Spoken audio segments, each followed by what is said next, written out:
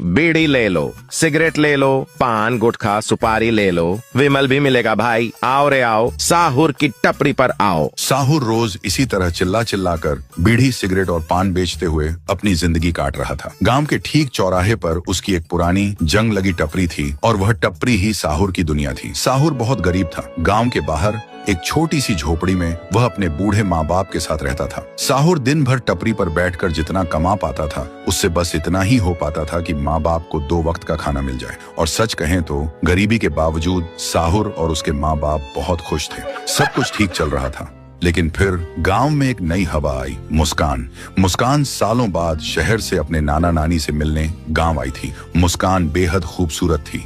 शहर की चमक उसके चेहरे से झलकती थी। महंगे कपड़े, सलीके से बंधे बाल और आंखों में एक अलग ही आत्मविश्वास। वह बहुत पैसे वाली थी। क्योंकि मुस्कान शहर में पली बढ़ी थी, इसलिए मुस्कान की एक बुरी आदत भी थी। उसे सिगरेट पीना बहुत पसंद था और इसी बुरी आदत ने उसके कदम साहुर की टपरी तक पहुंचा दिया। वह साहुर की टपरी पर पहुंची और बोली, भैया एक गोल्ड फ्लैग देना। लेकिन साहुर ने जैसे ही नजर उठाकर उसे देखा, वह पल भर के लिए सब कुछ भूल गया। उसकी आवाज, उसका चेहरा, उसकी मुस्कान। साहुर मुस्कान की आंखों में डूब चुका था। मुस्कान ने दोबारा कहा, भैया सुन रहे हो, एक सिगरेट देना। तभी साहुर को होश आया और हड़बड़ाते हुए उसने सिगरेट निकालकर मुस्कान को दी। उस दिन के बाद मुस्कान रोज साहुर की टपरी पर आने लगी। कभी गोल्ड फ्लैग लेने, कभी एडवांस लेने और कभी कभी बिना किसी वजह के। कुछ ही दिनों में वो दोनों बहुत अच्छे दोस्त बन गए। अब वो दोनों हर रोज साथ में घूमते, हंसी मजाक करते रहते। अब दोनों का रिश्ता सिर्फ टपरी तक नहीं रहा। वो दोनों कभी बाइक पर गांव की गलियों में घूमते, कभी शहर जाकर साथ में फिल्म देखते,